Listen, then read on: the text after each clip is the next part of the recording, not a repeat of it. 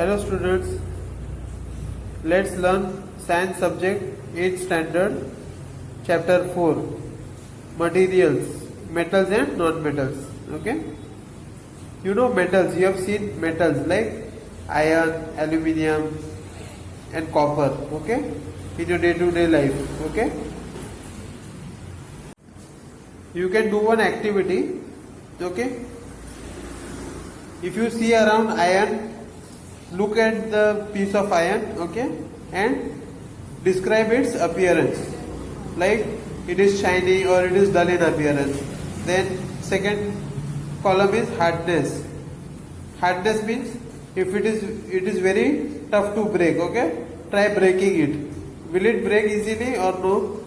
You can mention in this column, okay. Like this you can do an exercise of iron, coal, sulfur, aluminium, copper, okay, whatever is available, you can do this activity, okay. So there are two types, metals and non-metals, okay, based on their physical and chemical properties. Luster is what? The shiny appearance, जो बाहर का जो दिखावा है उसका shine मारता है या डल है, ठीक है, that is called luster. Now let's learn about physical properties of metals and non-metals. ठीक है, आपने कभी देखा रहेगा जो लोहार है वो क्या करता है, लोखंड का जो टुकड़ा होगा उससे कोई वस्तु बनाने की है उसको, ठीक है, जैसे अभी कोई लोहा का टुकड़ा है उससे उसको चिजल बनानी है या नेल बनाना है, ठीक है, या शॉवेल बनाना है, तो क्या करते हैं वो क्या करता है, पहले उसको गर्म करता है, गर्म करने के बाद क्या है, उसके ऊपर हथौड़ी से हैमरिंग करते हैं, हैमरिंग करने के बाद देखा रहेगा आपने उसका शेप है ना चेंज हो जाता है, ठीक है। अभी हम एक्टिविटी से उसको समझेंगे, ठीक है।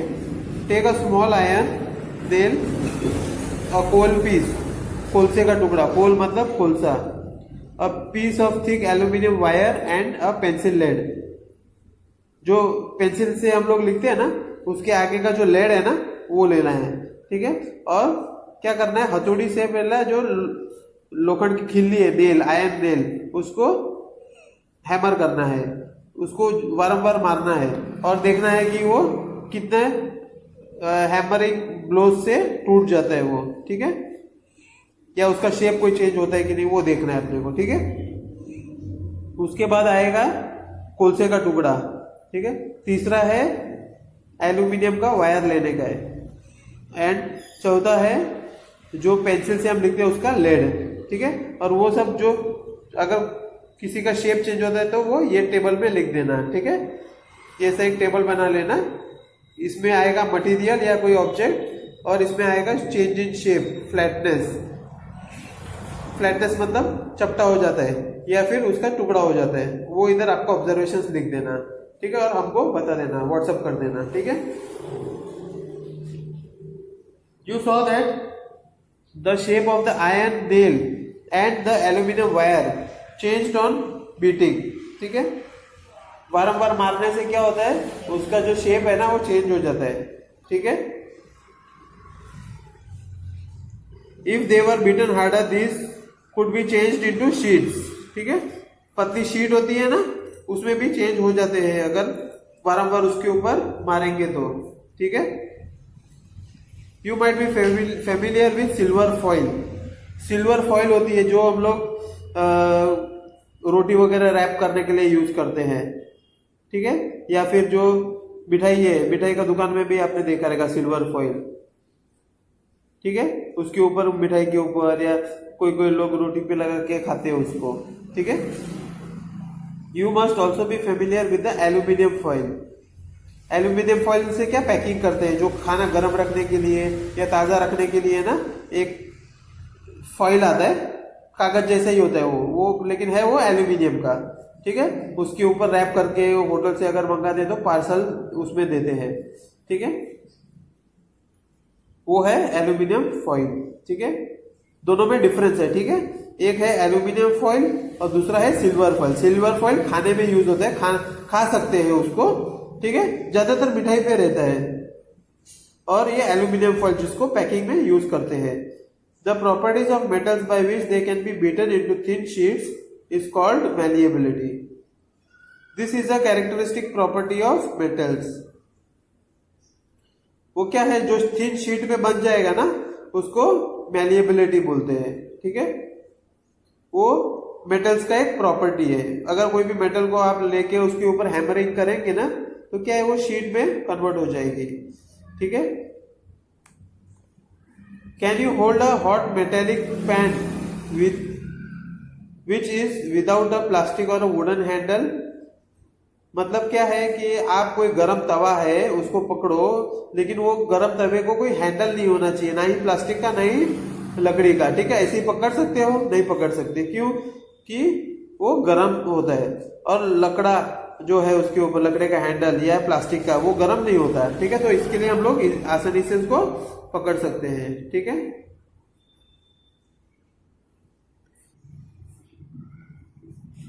तो इससे क्या पता चलता है, it is a good conductor और bad conductor. Wood and the plastic, it is a bad conductor. क्यों बैड कंडक्टर? क्योंकि it doesn't allow electricity to pass through it. ठीक है, इसके लिए आपने देखा रहेगा स्क्रू ड्राइवर का हैंडल है ना, प्लास्टिक से बना हुआ होता है।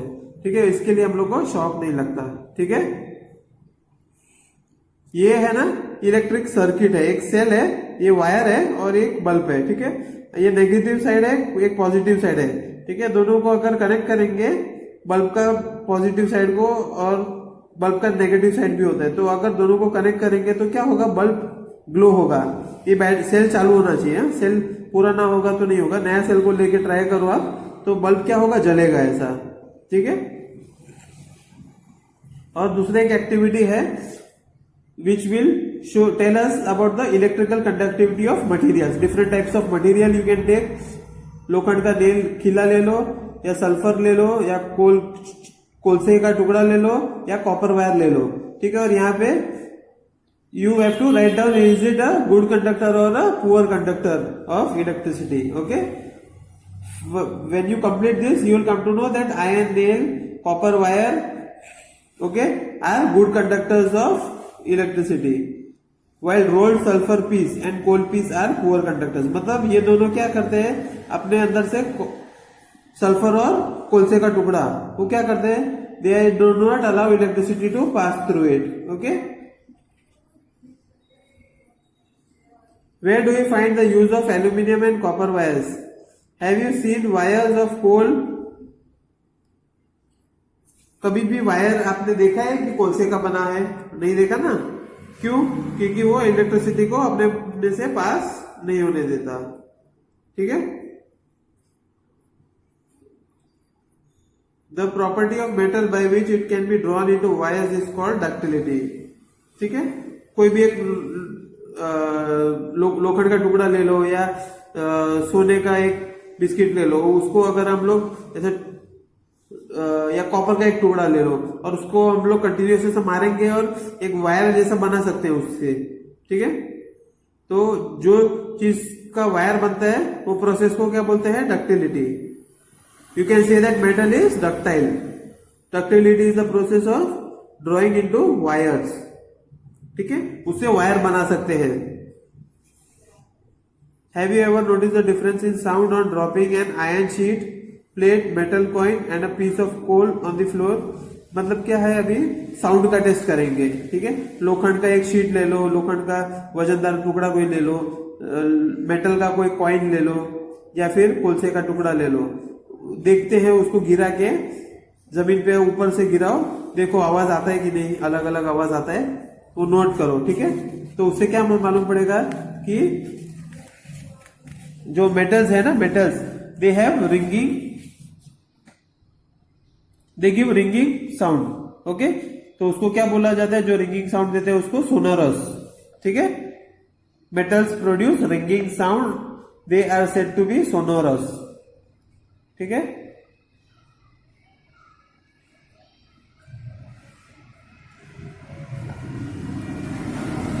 after performing the above activities we can say that metals are hard, lustrous, malleable, ductile, sonorous and good conductors of heat and electricity। Metals का क्या क्या प्रॉपर्टीज है? दे आर हार्ड, सख्त होते हैं, लस्टरस, शाइन मारते हैं, मैलिएबल, मैलिएबल मतलब उसकी शीट बना सकते हैं, और डक्टाइल, उससे वायर्स बना सकते हैं, सोनोरस मतलब they give ringing sound, and they are good conductors of heat and electricity. ठीक है, ये सारा जो एक्टिविटीज हमने किया उससे ये सब कंक्लूजन आ गया। ठीक है, the materials which generally possess this properties are called metals. कोई भी वस्तु है उसकी ये सारी प्रॉपर्टीज अगर है तो हम लोग बोल सकते हैं कि वो मेटल है। ठीक है, the examples of metals are iron, copper, aluminium, calcium, manganese. ठीक है, ये एग्जाम्पल्स दिए हैं मेटल्स के। In contrast materials like coal and sulphur are soft and dull in appearance.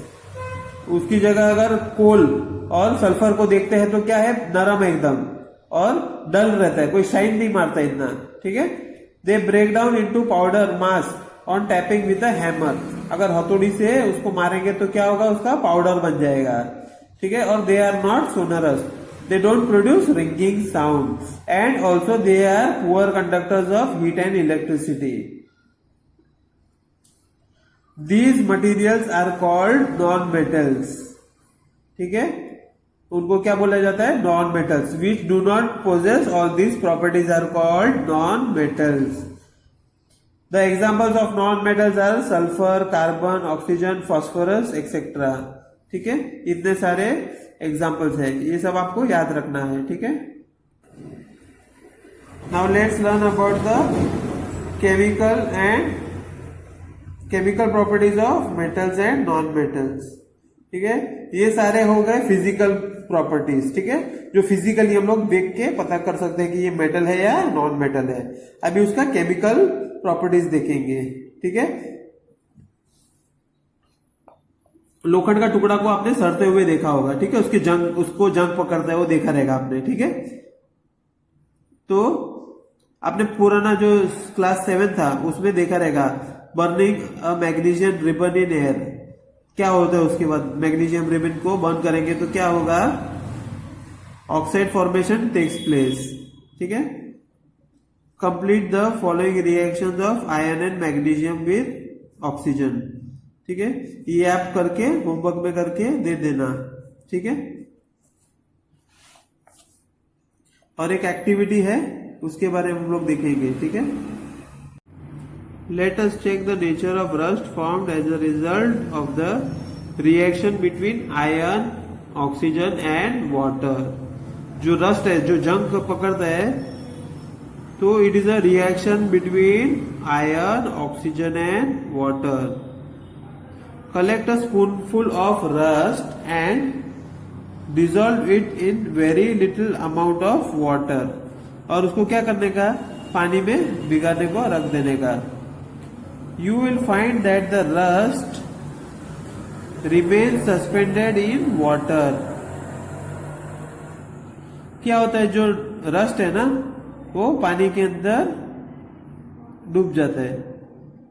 Shake the suspension well.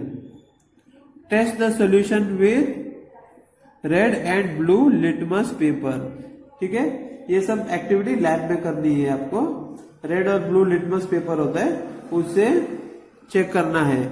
ठीक है, तो जो पेपर है उसका कोई कलर चेंज होता है या नहीं होता वो अपने को मालूम पड़ेगा। ठीक है,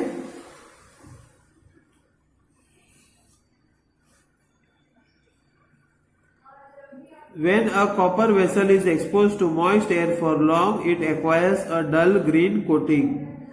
The green material is a mixture of copper hydroxide and copper carbonate. ये सारों के जो सिंबल्स है वो दिया हुआ है। कॉपर कार्बोनेट का क्या है? CuCO3। ठीक है, और कॉपर हाइड्रोक्साइड का क्या है? CuOH2।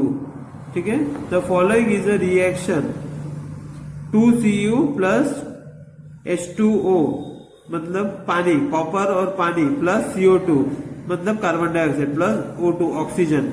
ठीक है, ये पानी और कार्बन डाइऑक्साइड मिला के क्या होता है? Moist air. तो उसका रिएक्शन क्या होता है? कॉपर हाइड्रोक्साइड होता है CuOH2 और कॉपर कार्बोनेट आता है। ठीक है, कोई भी एक कॉपर का एक वेसल लोगे ना तो ये रिएक्शन होने के बाद हमको ये मिलता है copper hydroxide and copper carbonate. ठीक है, जो हमने मैग्नीशियम रिबन को जलाया था, ठीक है, तो उससे जो राख तैयार हुई और उसको हमको क्या करना है, वो लेके हमको पानी में मिक्स करना है। ठीक है, और उसका blue and red litmus paper से चेक करना है। ठीक है, तो अपने को उसका एसिडिक है उसका नेचर या बेसिक है वो मालूम पड़ेगा। ठीक है, you must have observe that the red litmus turns blue. जो लाल लिटमस पेपर है वो क्या होता है, ब्लू बन जाता है। So oxide of magnesium is also basic in nature. In general, metallic oxides are basic in nature. जितने भी मेटेलिक ऑक्साइड्स है वो लोग एसिडिक नहीं है। ठीक है, now let us observe the reaction of non metals with oxygen. ठीक है, उसके साथ हम लोग एक एक्टिविटी करेंगे और ये लैब में करना है। ठीक है, take a small amount of powdered sulphur in a deflagrating spoon and heat it. ठीक है, एक डिफ्लैग्रेटिंग स्पून है, ठीक है, जिसका फोटो मैं दिखाता हूं आपको, उससे आइडिया आ जाएगा। ये रहा वो डिफ्लैग्रेटिंग स्पून। ठीक है, और उसको क्या करना है, wrap a metallic wire around it. इसके ऊपर है ना एक वायर लपेट देना है। ठीक है, और उसको वायर ये एक्चुअल स्पून ऐसा होगा, स्ट्रेट होगा, उसको वायर लपेट के है ना उसका शेप हमको चेंज करना है, ऐसा बेंड करना है। ठीक है, as soon as sulphur starts burning introduce the spoon into a glass jar, या तो फिर ग्लास टम्बलर भी ले सकते हो। ठीक है, ये ऐसा एक ढक्कन होगा। ठीक है, ग्लास कांच का है, एक जार है। ठीक है, उसका ढक्कन होगा। जैसे ही सल्फर क्या होता है, अंदर सल्फर जलने लगता है ना, तो उसके अंदर क्या करना है, जो ढक्कन है वो बंद कर देना। तो क्या होगा, जो गैस है ना वो अंदर ही रहे, बाहर एस्केप ना होने पाए। मतलब गैस जो तैयार होती है वो बाहर नहीं जानी चाहिए। ठीक है, उसके बाद क्या करना है, जो स्पून है ना जिसके अंदर सल्फर लग के जलाया था, तो वो निकाल देना। ठीक है, उसके बाद क्या करना, थोड़ा पानी अंदर डाल देना। ठीक है, और पानी डालने का तुरंत ढक्कन बंद कर देना। ठीक है, उसके बाद क्या करना है, red and blue litmus paper से हम लोग को जो पानी आता है उसको चेक करना है। ठीक है, पानी ऐसा कोई कटोरी में ले लो और बाद में उसको red and blue litmus paper से चेक करना है, जो पानी तैयार होता है वो। ठीक है, उसके बाद क्या ऑब्जर्वेशन होगा, The name of the product formed in the reaction of sulfur and oxygen is sulfur dioxide gas. ठीक है, जो तैयार हुआ सल्फर उसके अंदर, ठीक है, और हम लोग ने अंदर पानी डाला और वो जो पानी तैयार होता है उसको चेक करेंगे लिटमस पेपर से। ठीक है, तो वो क्या है, ब्लू लिटमस पेपर से चेक करेंगे ना, तो ब्लू पेपर क्या हो जाता है, उसका कलर बदली हो जाता है और लाल बन जाता है वो। ठीक है, तो जो तैयार होता है वो है सोनोरस एसिड। ठीक है, सल्फर डाइऑक्साइड गैस था और प्लस उसके अंदर पानी डाला तो उससे क्या तैयार हुआ, सल्फरस एसिड H2SO3। ठीक है, सल्फर डाइऑक्साइड क्या है, उसका सिंबल SO2, वाटर H2O है। ठीक है, generally oxides of non metals are acidic in nature. ज्यादातर ऑक्साइड्स है ना नॉन मेटल्स के, वो एसिडिक रहते हैं। ठीक है, और अभी आप क्या करना, एक ये एक्सरसाइज है वो कर देना, so that we can come to know which are acids and which are bases. ठीक है, फॉर एग्जाम्पल फर्स्ट वाला कैल्शियम हाइड्रोक्साइड ले लो, उसके अंदर मेटल क्या है, कैल्शियम है। ठीक है, और हम लोग जो यूज करेंगे एसिड वो कौन सा रहेगा, सल्फ्यूरिक एसिड, और इसके अंदर नॉन मेटल क्या है, सल्फर। ठीक है, ये सारे एक्टिविटीज है वो आपको सर या टीचर के सामने करना है लैब में। ठीक है, अकेले नहीं करना है ये। ठीक है, ये सारे हम लोग ने करके दिखाए थे स्टूडेंट्स को, आप करके फिर नोट कर देना ऐसे एक टेबल फॉर्म में। ठीक है, ये नेम ऑफ बेस लिख देना, कौन सा मेटल है उसके अंदर वो लिख देना, और नेम ऑफ एसिड कौन सा यूज करते हैं वो लिखना, और नॉन मेटल्स कौन कौन सा है उसके अंदर वो लिख देना। ठीक है, अभी हम लोग देखेंगे reaction with water. Let us see how metals and non metals react with water. पानी के साथ उसका रिएक्शन कैसा होगा। सोडियम मेटल है ना, इट इज वेरी रिएक्टिव। ठीक है, रिएक्टिव मतलब तुरंत एक्ट हो जाता है, इसके लिए उसको केरोसिन के अंदर स्टोर करके रखते हैं, उसको खुला ऐसा अकेला छोड़ नहीं सकते। ठीक है, क्योंकि तुरंत रिएक्शन हो जाएगा, और रिएक्शन से क्या है, lot of heat is generated.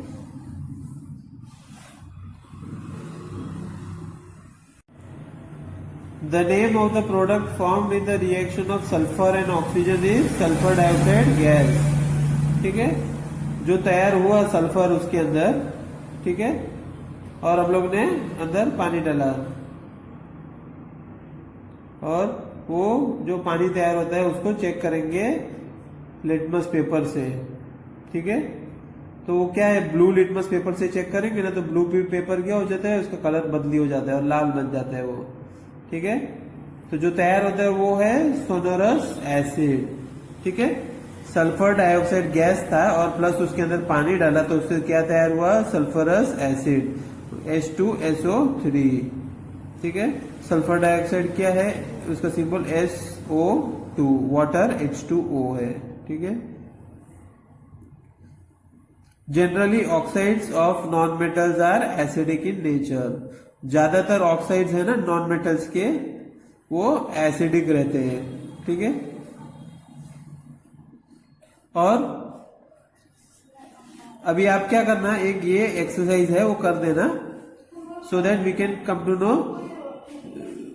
Which are acids and which are bases. ठीक है, फॉर एग्जाम्पल फर्स्ट वाला कैल्शियम हाइड्रोक्साइड ले लो, उसके अंदर मेटल क्या है, कैल्शियम है। ठीक है, और हम लोग जो यूज करेंगे एसिड, वो कौन सा रहेगा, सल्फ्यूरिक एसिड, और इसके अंदर नॉन मेटल क्या है, सल्फर। ठीक है, ये सारे एक्टिविटीज है वो आपको सर या टीचर के सामने करना है लैब में। ठीक है, अकेले नहीं करना है ये।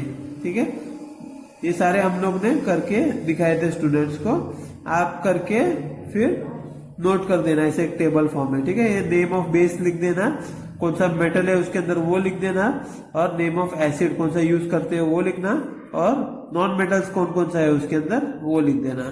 ठीक है, अभी हम लोग देखेंगे reaction with water. Let us see how metals and non metals react with water. पानी के साथ उसका रिएक्शन कैसा होगा। सोडियम मेटल है ना, इट इज वेरी रिएक्टिव। ठीक है, रिएक्टिव मतलब तुरंत एक्ट हो जाता है, इसके लिए उसको केरोसिन के अंदर स्टोर करके रखते हैं, उसको खुला ऐसा अकेला छोड़ नहीं सकते। ठीक है, क्योंकि तुरंत रिएक्शन हो जाएगा, और रिएक्शन से क्या है, lot of heat is generated.